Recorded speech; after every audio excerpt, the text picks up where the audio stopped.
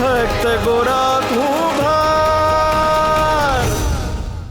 તમે ગૃહસ્થ બનીને જ હરિને તમારા હૃદયના ઘરમાં રાખી શકશો. હરે કૃષ્ણ, હરે કૃષ્ણ. હરે કૃષ્ણ મહારાજ. હવે હરિની વાત તો કેમની ટળાય. મને આ સંસારમાં હરિ સિવાય બીજી કોઈ વાતમાં રસ નથી. મારા મનમાં આખો દી હરિ હરિ ને હરિ જ ઘૂમે છે. હરે કૃષ્ણ, હરે કૃષ્ણ. વિઠ્ઠલ હરિ વિઠ્ઠલ. ભક્તિ હરિ પ્રેમ જોડ હો પંથી. ભક્તિ હરિ પ્રેમ જોડ હો પંથી. ભક્તિ હરિ પ્રેમ જોડ.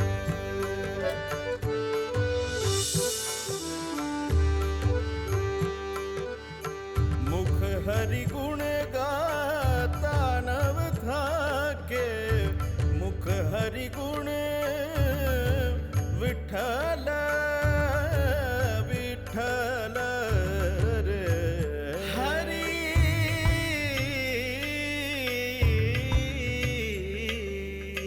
મુખ હરિ ગુણ ગાતા નવ થાકે. મુખ હરિ ગુણ ગાતા નવ થાકે. હરિ શ્રવણે શ્રુતિ ચોર હો પંથી. હરિ શ્રવણે શ્રુતિ ચોર હો પંથી. ભક્તિ હરિ પ્રેમ જોડ હો પંથી. ભક્તિ હરિ પ્રેમ જોડ. હરિ હરિ હરિ.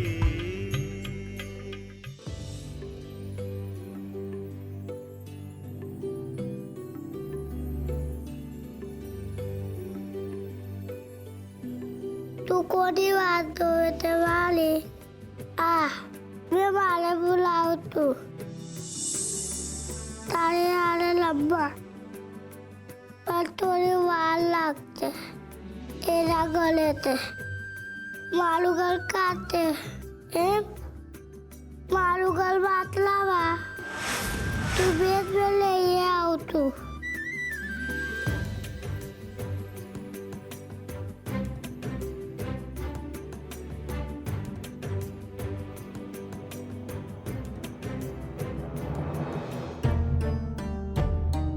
ગોરાથી ભૂલ થઈ છે તુલસીબો. એના પગ નીચે બાળક આવી ગયો એ કાંઈ નાનો અપરાધ નથી, પણ તમારા અબોલા એને પીડા આપી જ રહ્યા છે. તમારા તરફથી મળતી પીડા એના હૃદયને છૂંદી જ રહી છે તુલસીબો. જો એ અપરાધ ભાવમાં આવી જશે ને તો એ પોતાને ક્યારેય માફ નહીં કરી શકે. એટલે તમારે એને માફી આપવાની શરૂઆત કરવી જ પડશે.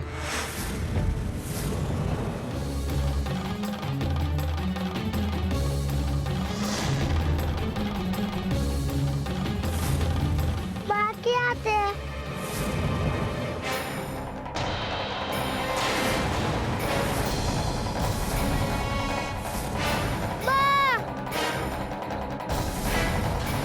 શું થયું બેટા?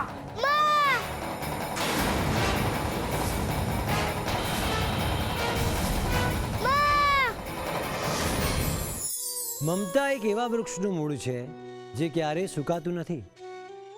ક્યારેક કોઈ સ્ત્રી પુત્ર વિહોણી થઈ જાય, એનો ખોળો જો સૂનો થઈ જાય અને ફરીથી એના ખોળામાં કોઈ નાનું બાળક આવે, ભલે પછી એ એનું પોતાનું ના હોય, તેમ છતાં પણ એ સ્ત્રીની અંદર ફરીથી માતૃત્વનું ઝરણું ફૂટી નીકળે છે. એકવાર સ્ત્રી માતા બને પછી કદાચ એ સ્ત્રી મૃત્યુ પામે, પરંતુ એની મમતા ક્યારેય મૃત્યુ નથી પામતી. મમતા એક એવી સદાકાળ લાગણી છે જેને સતત વહેવું છે. એને બસ નદીની જેમ માર્ગ મળવો જોઈએ વહેવા માટેનો. ને એટલે જ મમતાની લાગણી હંમેશા ભાગ્યશાળી સ્ત્રીઓના નસીબમાં જ હોય છે. મમતા માટે મા બનવાની પણ જરૂર નથી, બસ કોઈને બાળક માનવાની જરૂર છે. એટલે જ તો કે છે માં એ માં, બીજા બધા વગડાના વાહ.